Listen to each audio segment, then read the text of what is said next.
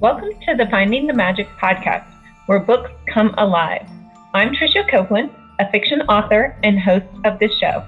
If you love books, finding great reads, and hearing about the story behind the story directly from the authors, this is the place for you. Whether you like fantasy, science fiction, dystopian, or romance titles, I think you'll find something to love in my playlist. Listen in to discover something magical about a book or two today.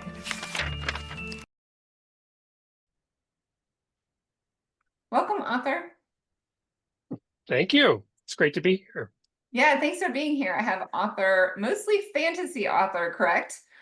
Yep, that's right. Although I've written a little of everything, but fantasy is kind of my latest gig, I should say. Okay.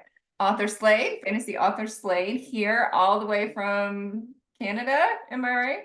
That's right. Yeah. Saskatoon, Saskatchewan, which some people don't believe exists, but really it does. Oh, it does. So you're not like a fairy or a goblin or an elf or anything like that. You're a real person. Nothing like that. Although I should say that Saskatoon, Saskatchewan is sometimes the punchline of a joke that goes around Canada when people get off a train and they ask the first person, where are we? They go Saskatoon, Saskatchewan. And the person gets back on the train and says to his wife, where are we? And he goes, I don't know. They don't speak English. Okay. I do know people from Toronto. I think I have heard that joke, so I'm sorry. Yeah, we're okay with it. It's very beautiful there, so. It is a nice city, yeah, actually. It's on a river. We like to call it the Paris of the prairies, but we don't have an Eiffel Tower or anything like that. Well, prairies sound beautiful, so I would think it would be a lot of inspiration there. Yeah, absolutely. And I think I grew up on a ranch kind of in the southwest of Saskatchewan. And there's one thing, I guess, when you live, where there's nobody, I guess 2 or 3 miles is kind of the closest neighbor. You tend to have a lot of time on your own when you're a kid. So I think that actually really helped my imagination grow. So have you always written? I have since, I guess I've always been creative because I still have stories that I wrote in grade 5 and grade 8 and those sorts of that kind of time period. But I don't think I really took it serious. Like I was a big reader, so it just seemed natural to me. So, Right. well, if I'm going to read these things, I might as well write my own stuff. And plus, I played Dungeons and Dragons and read The Hobbit and all those sorts of things. But it wasn't really until I was in grade 11, or I think if I was saying it the American way, it's 11th grade, right? So Yeah. don't want to confuse anybody. But when I was in grade 11, my English teacher made us all write a short story, and mine was like some horrible title like Under Heaven, Over Hell or something like that, just really get the teacher's attention. But I got 100%, and I thought, oh well, maybe this is an okay career. I didn't realize that you don't actually get paid for quite a while, but but that really did make me take it seriously, that I should kind of start thinking about this as maybe a career, although it took a long time to actually make a living at it. Okay, and so do you have an English degree? I did, yeah. I did get an English degree at the University of Saskatchewan, which is also real, I just want to say. And it's funny because my kind of memory of course, it's a long time since I was in grade 12, kind of thinking, what am I going to do with my life? But my memory of getting my 4-year English degree was really, I just need some space to start working on my writing. And so I'll just pretend, but I mean, I took my classes and got, passing grades and all that. But it was really just kind of I was hoping this next leap would be writing after that. But no, I had to get a job and all those sorts of things in advertising for several years, which, in the end was helpful for me. Right, yeah, you have to make money sometimes and launch your career. Right? All those budding ideas take time to take form. Well, jump us into, I was looking on your website and it looks like your Dragons Assassin series. The artwork is amazing. I didn't even read the blurb. I was just looking at all the artwork. So jump me into that world. Yeah, well, the idea, I really wanted, I'd only written one fantasy novel before this, and this is, I think Dragon Assassin was like my 25th novel, I think. And so I'd always loved fantasy, but never really been brave enough to write it. I had to do research, and kind of more serious. Not that fantasy isn't serious, but once I started to think about, well, I really want to write a fantasy novel. I also just kind of came up with something ludicrous in the sense of what's really going to get people's attention? Well, dragons do and assassins do. I'll just say, well, dragon assassin. I'll just stick that together. And it's one of the few novels now series that I've written where the idea, just the title was kind of the inspiration for the story, which didn't normally how it goes. But I just thought, well, what's more dangerous than and it's an assassin in my novel who rides a dragon. And once I kind of had that idea, and she's also an assassin who's going to assassin school, and I started to think, well, everybody else in the assassin school when they're training, they train to ride these giant black swans that arrive silently on a castle, and they can sneak in, and well, they're assassins, so they do bad things and then sneak out.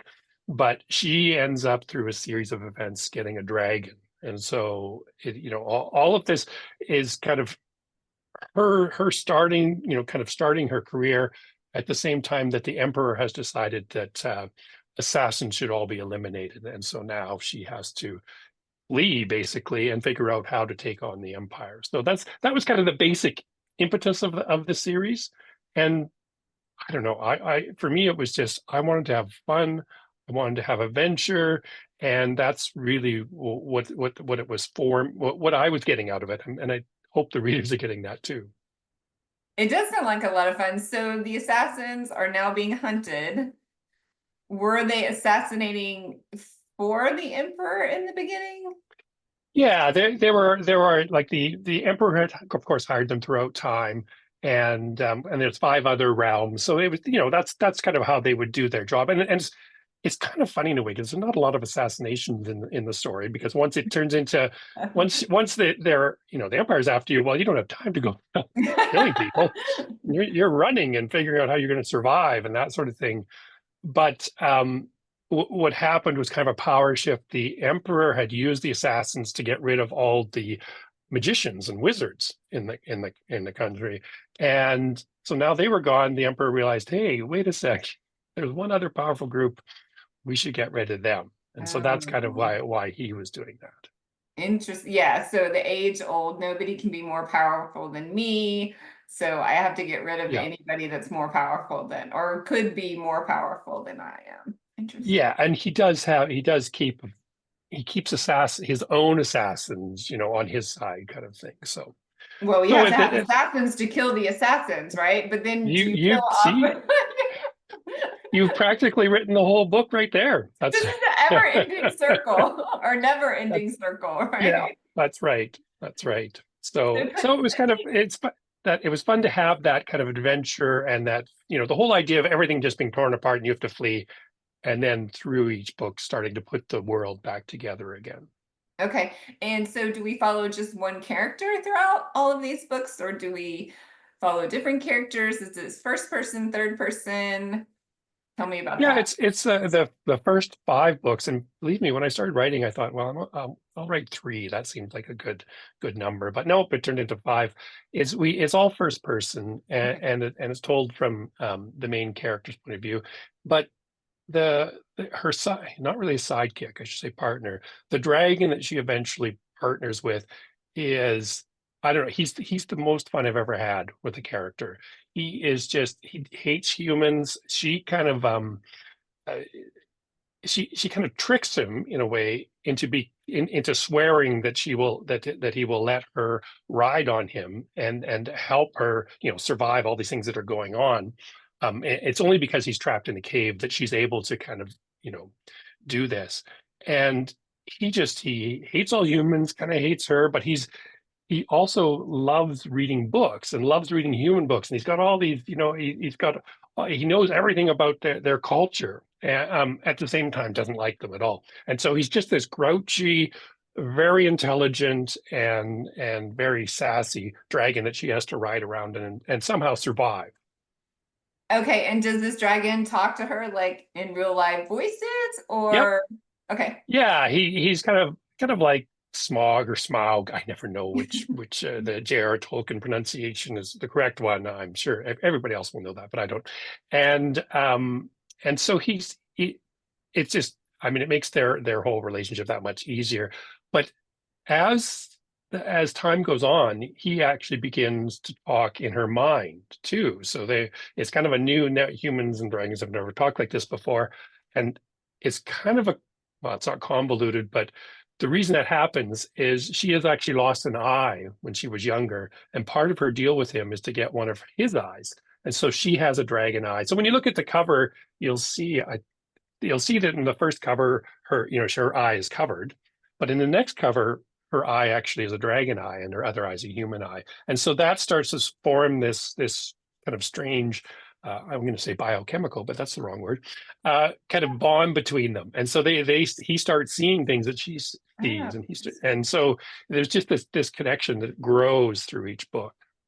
And does she have any magic? Or obviously the dragon is powerful. Is the dragon just the same size as her?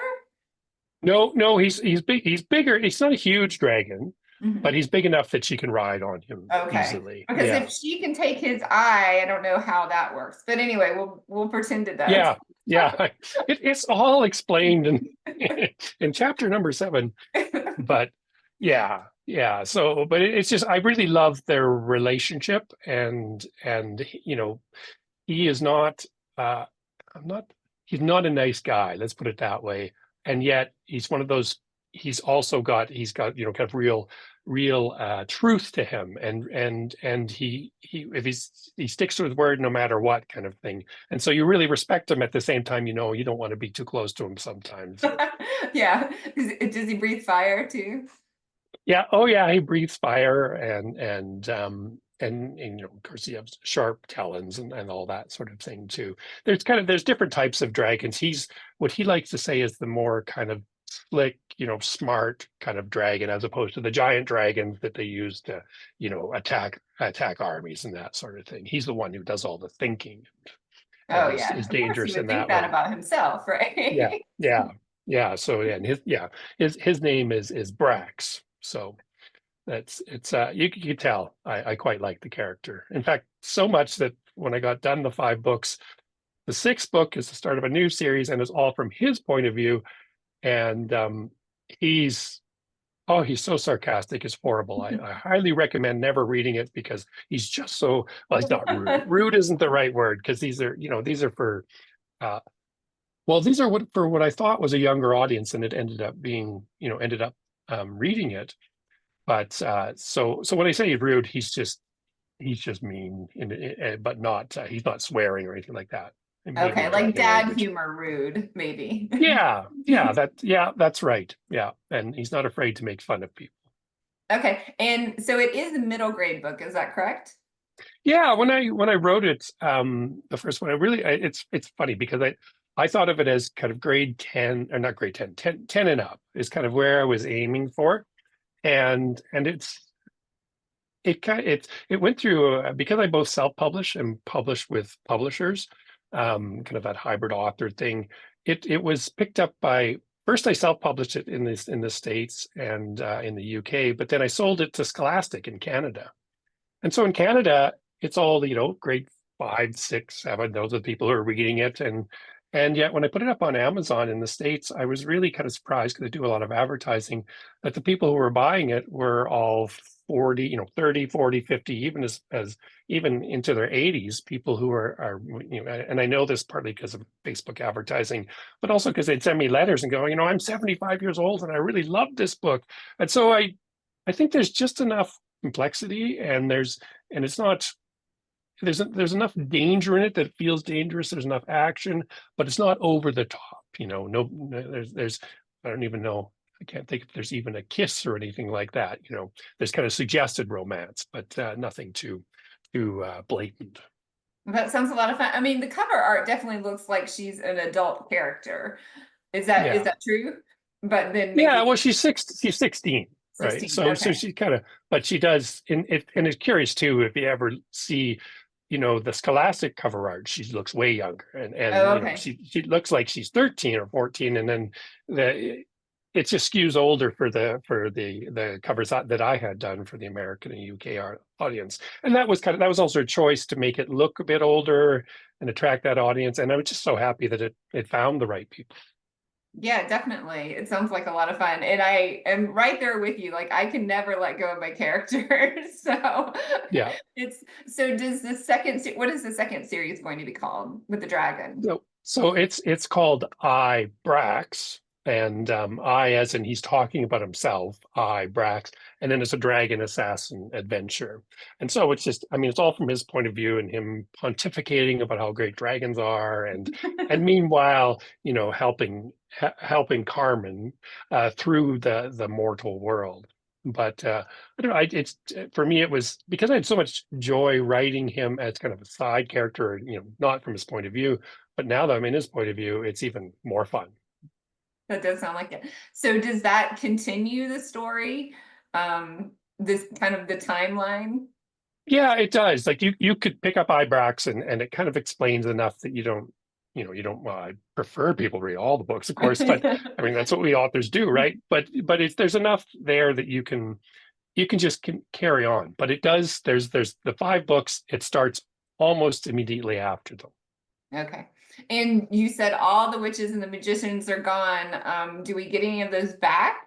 Is that we do, yeah. As each in the Dragon Assassin books, as each book progresses. So the first book is set in kind of the normal mortal world, and then the second one, Carmen actually has to go with Brax to the dragon world, which is another country, because he wants her to assassinate somebody there, a dragon. So it's going to be a tough job.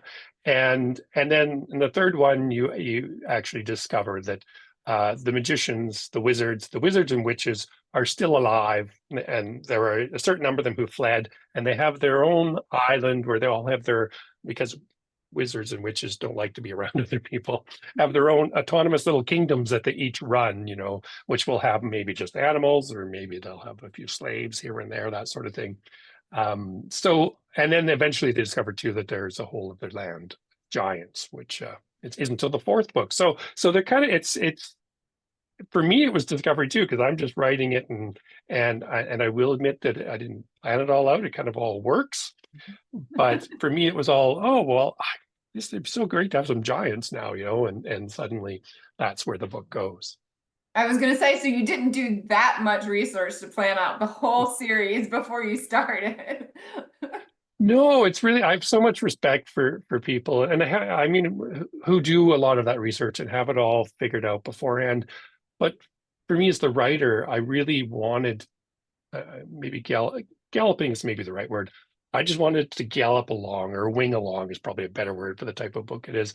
And so part of that was, I thought in my writing process, I didn't want to slow down. Like I didn't want to slow down and start researching a whole bunch of things like I would normally do, because I've written books that are set in Victorian England, and then you read every book set in Victorian England, and there's a lot of time invested, which I love doing that because it makes the world so rich.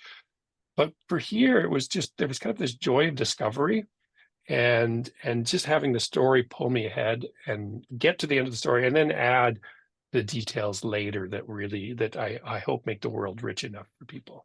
Right. Yeah, that's what I love about writing. Like if I had like every bit of my outline like filled in, I would not want to do it. I would just stop because I'm not having any fun if I'm not creating what happens next. So I totally agree. It feels like it's done. Well, I know how that ends. Yeah, I know what's going to happen. So why would I even do it now?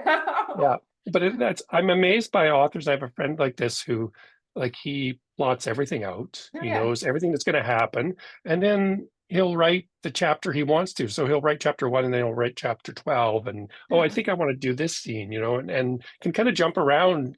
And for me, it's just, well, how do we even know? I wouldn't have met those characters yet. So far, I think that method probably is the kind of more sure way to know what's going to happen. But so far this method has worked for me. So well, I was going to say, if it's working and people are loving your books, that's what's important. Yeah. Oh, absolutely. And how fast are you getting these books out? I probably, well, I should say that the first one came out 4 years ago, I guess. So it's been at least one every year, or kind of one and a half or a quarter is about how much.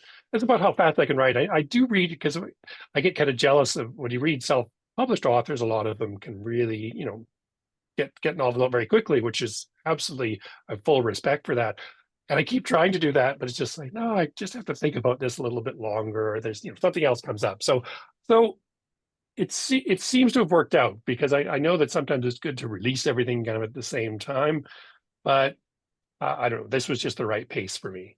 Right, fun. So the Dragon's Assassin is a complete series now, though, correct? Yeah. Okay. Number 1 to 5 is complete. So yeah, and then of course then I just continue. That's On. important to some people. Some people want the whole thing done so they don't have to wait Yeah. for the next book.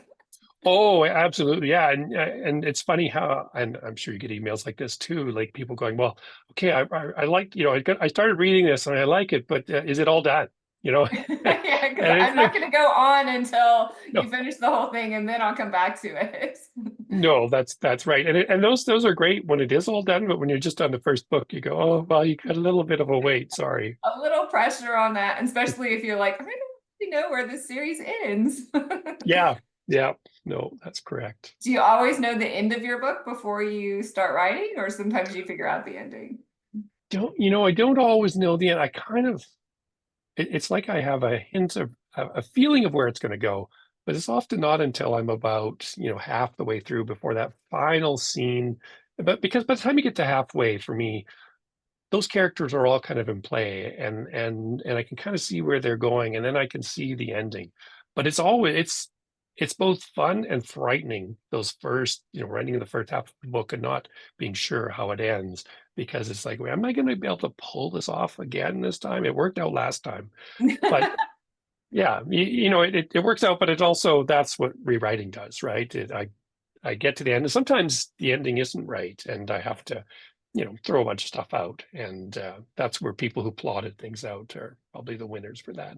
Or maybe not, or maybe it ends up wrong when you plot it out too. Yeah, that's right. So you started with this idea of this title, The Dragon's Assassin. How did you decide to make it a female character that was about 16 and first person point of view?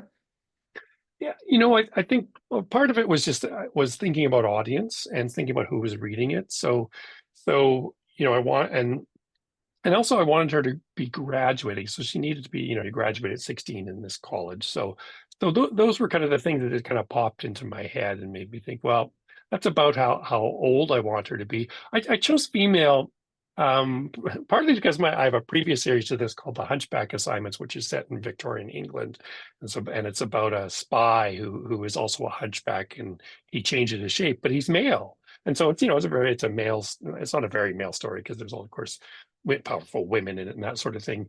But I just wanted to, it felt more natural to be writing, from the female point of view for this series, and the relationship with the dragon. It seemed right, and not that it's not like a romantic relationship or anything like that. He's kind of like a really grumpy uncle figure, really.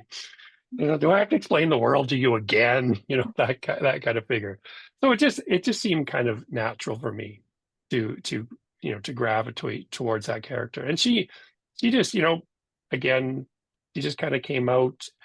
I didn't have to do a lot of work with her, in the sense of I just had this image of her missing an eye. And of course I started thinking, well, how did that happen? Well, it was her twin brother who did it. And why did he do that? And well, they were battling to become the number one assassin and this kind of thing. Oh, interesting. That does put a lot of layers in that. Yeah. Fun. And so so I guess this was like a typical thing people did in that world, was become assassin, right? Yeah. And for both of them, they were actually abandoned in front of the assassin school by their parents. And so the assassin, they're one of the few who are actually raised by the assassins and eventually, become assassins themselves. But everybody else kind of comes there from other realms to learn the skill of being an assassin. And it's prestigious, right? Because, unfortunately, you have to kill people, but you also make a lot of money, and people look up to you, or else they don't know who you are at all, because you're the one sneaking around doing these things. So it was just, it was kind of fun playing with the whole the mythology, the history of the school and that sort of thing, and then have it all come crashing down. Interesting. And I'm guessing there's like Middle Ages technology. Is that sort of what the world is? Yeah, very much. Everybody has a sword, they have a bow, that sort of thing. There, and it's wagons. There's nothing more complicated than that. There isn't gunpowder yet, but there's magic. So there are, of course, the wizards throwing fireballs and that sort of thing. But there isn't any kind of huge technology that gets in the way of the adventure. Oh, fun.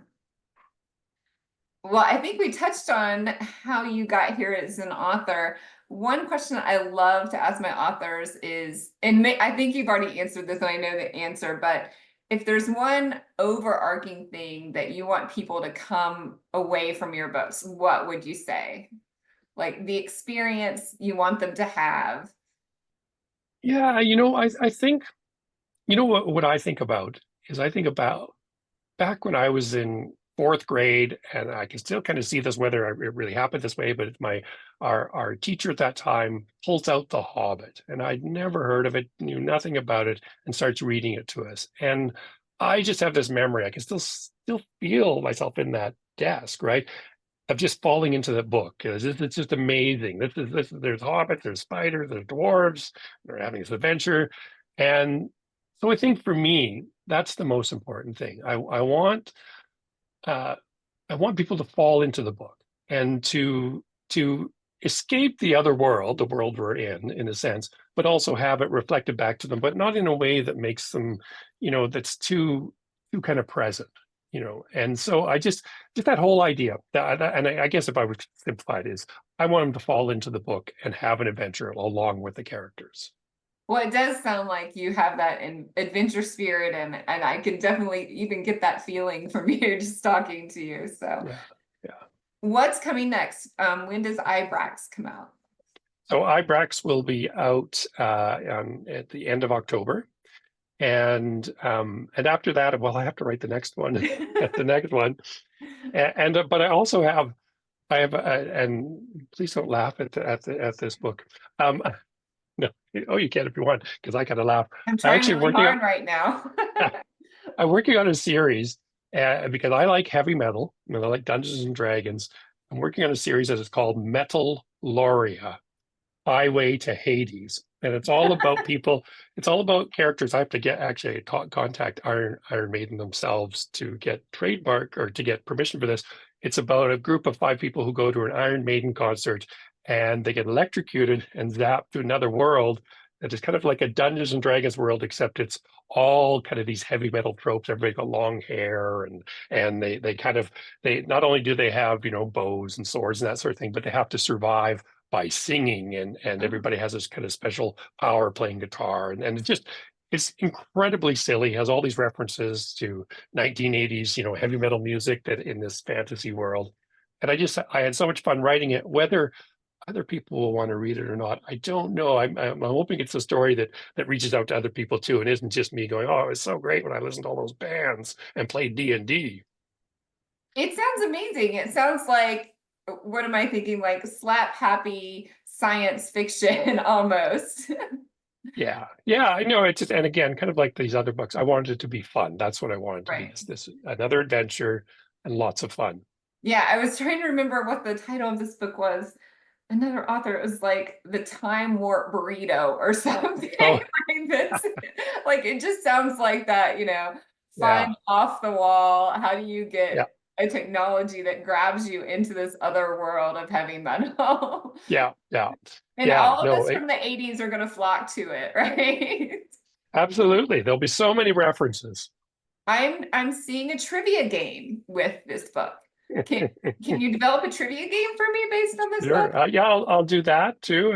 Even part of it, this is the strange part, is developing a game with the book that I don't, because there's a gaming system within the world that these people are figuring out that they're in a game, in this alternate world.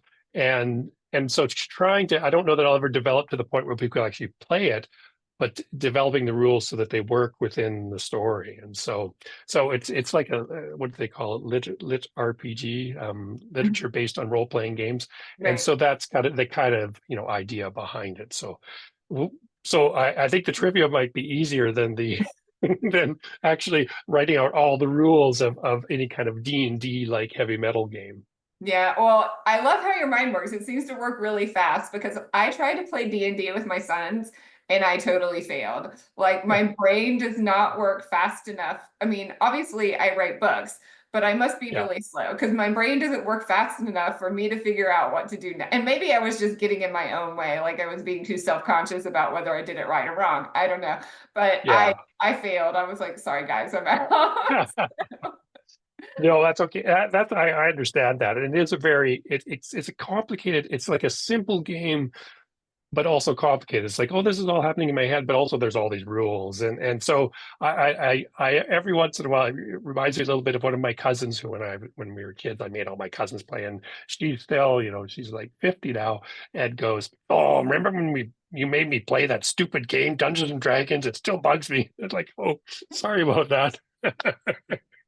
Yeah, I felt like not so smart when I was playing with them. Yeah. So, Yeah. well, fine. Tell everyone where we can find you and your upcoming alternate reality heavy metal game. Well, just arthurslade.com, and all everything is on there. All the connections, if people want to go find me on Facebook and Twitter, X, whatever that's called these days. And so that's the easiest place to find me. And if you go there, I also have a newsletter that I put out too intermittently. I know I'm supposed to put it out sooner than I do, but it's summertime. It's summertime. Well, thank you so much for being here, and I hope everyone goes to authorslade.com and grabs your books because they sound super fun. Oh, well, thank you so much for talking to me. You're welcome. Take care. Bye. Okay. Bye-bye. I hope you enjoyed this episode of the Finding the Magic podcast. I'm your host, author and podcaster Tricia Copeland, and I love getting behind the scenes. If you like the podcast, make sure to subscribe and stop in each week to discover new authors and books. Thanks for listening, and until next time, keep finding the magic.